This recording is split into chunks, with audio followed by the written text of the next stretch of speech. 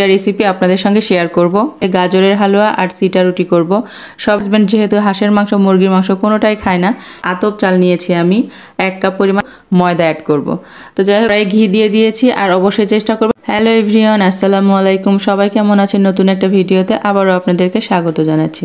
তো আজকে একটা ভিডিওতে দুইটা রেসিপি আপনাদের সঙ্গে শেয়ার করব। তো আজকে আমার হাজব্যান্ডের পছন্দের দুইটা রেসিপি আপনাদের সঙ্গে শেয়ার করছি। এখানে আমি গাজরের হালুয়া আর সিটা রুটি করব। সবাই তো সিটা রুটি হাঁসের মাংস মুরগির মাংস গরুর মাংস এইসবের সঙ্গে খেয়ে থাকেন।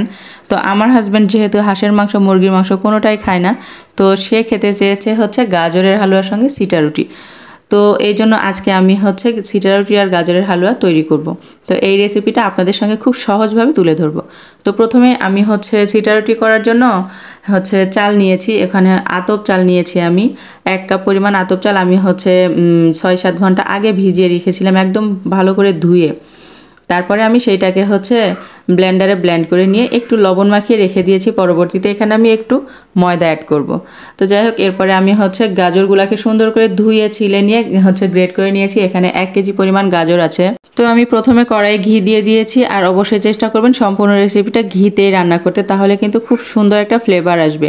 তো আমি এই ঘিয়ের মধ্যে বাদাম আর কিশমিশটা সুন্দর করে ভেজে উঠিয়ে রেখেছি। এরপরে আমি গ্রেট করা গাজরগুলোকে দিয়ে দিয়েছি, দিয়ে সুন্দর করে নেড়ে চেড়ে ভেজে নিয়েছি যতক্ষণ পর্যন্ত না গাজরের এক্সট্রা পানিটা শুকিয়ে যাচ্ছে। অবশ্যই কিন্তু একেবারে পানিটাকে শুকিয়ে ড্রাই করে নিতে হবে, তাহলে গাজরে যে একটা বাজে স্মেল আছে সেটা থাকবে না আর খেতেও হবে অসাধারণ। এরপরে আমি সুন্দর করে নেড়েচেড়ে একদম ঝরঝরে করে ভেজে নিয়েছি। তারপরে আমি এখানে দুধ অ্যাড করেছি।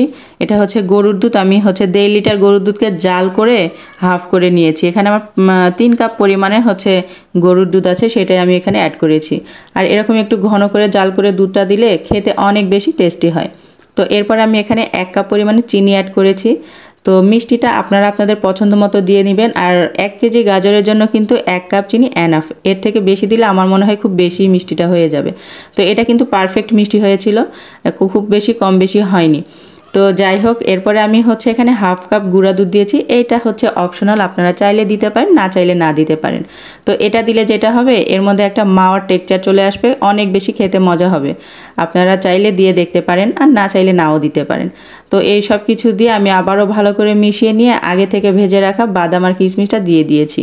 সব কিছুকে খুব ভালো করে নেড়েচেড়ে মিশিয়ে নিয়েছি। আর এটা কিন্তু অবশ্যই একটু সময় নিয়ে করতে হবে, অনেকটা বেশি সময় লাগবে এই গাজরের হালুয়াটা করতে।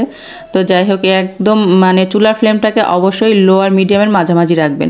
তো এই তো বন্ধুরা, গাজরের হালুয়াটা কিন্তু আমার একেবারে রেডি হয়ে গিয়েছে, কড়াই থেকে ছেড়ে আসছে। তো এটাকে আমি একটা সাইডে উঠিয়ে রেখে দিয়েছি। এবারে আমি সিটা রুটিটা করে নিব। তো এই তো আমি কিন্তু কড়াই আগে তেল দিয়ে নিয়েছি।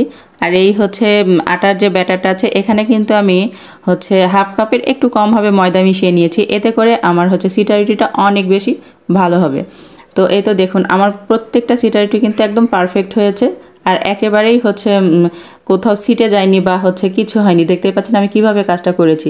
এতে করে কিন্তু আমার চুলার পাটাও নোংরা হয়নি।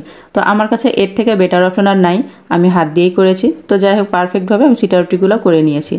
এবার খাবার পালা। আর এটা খেতে যে এত মজা হয়েছে আপনাদেরকে কি বলবো, আপনারা একবার হলো এভাবে এই রেসিপিগুলো বাসায় তৈরি করে খেয়ে দেখতে পারেন। তো যাই হোক বন্ধুরা, আজকের রেসিপিগুলো আপনাদের কাছে কেমন লেগেছে অবশ্যই কমেন্ট করে জানিয়ে দিবেন। তো আজকের মতো এখানেই বিদায় নিচ্ছি। সবাই অনেক বেশি ভালো থাকবেন, সুস্থ থাকবেন, সাবধানে থাকবেন, আমার জন্য দোয়া করবেন। আল্লাহ হাফেজ, আসসালামু আলাইকুম।